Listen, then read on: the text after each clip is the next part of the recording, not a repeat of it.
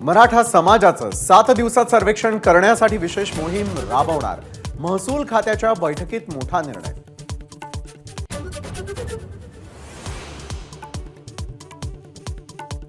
सव्वीस जानेवारीला 2.5 लाख स्वयंसेवक मुंबईमध्ये धडकणार. मनोज जरांगेंचा निर्धार.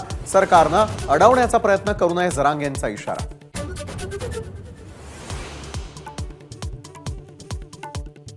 ओबीसी आरक्षणाविरोधामध्ये मुंबई हायकोर्टात याचिका. ओबीसी आरक्षण बेकायदेशीर असल्याचा दावा. 7 फेब्रुवारीला सुनावणी.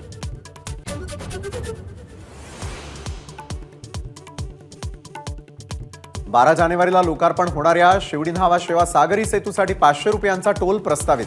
मंत्रिमंडळाच्या उद्याच्या बैठकीत होणार अंतिम निर्णय.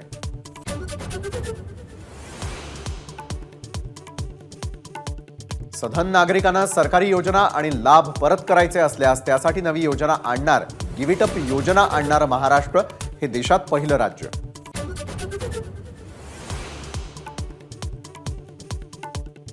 मलंगगड मुक्त केल्याशिवाय स्वस्थ बसणार नाही. मुख्यमंत्री एकनाथ शिंदेंचं वक्तव्य. आव्हाडांची मुख्यमंत्र्यांवर टीका. मुख्यमंत्र्यांना शपथेची करून दिली आठवण.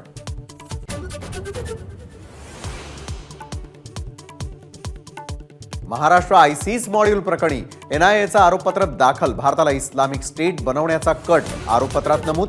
काश्मीरमधील कुपवाड्यामध्ये रेकी करून आयसीसला माहिती कळवल्याचा उल्लेख.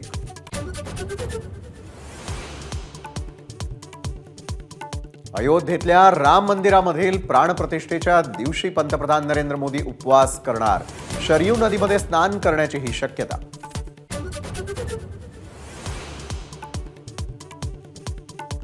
अयोध्येमधल्या राम मंदिर उद्घाटनाच्या निमित्ताने 22 जानेवारीला महाराष्ट्रामध्ये दारू आणि मांस बंदी करा. भाजपा आमदार राम कदमांची मागणी.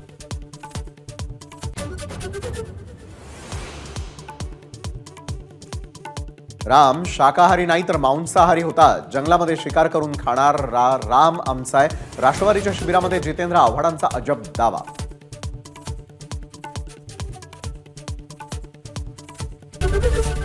एबीपी माझा, उघडा डोळे बघा नीट.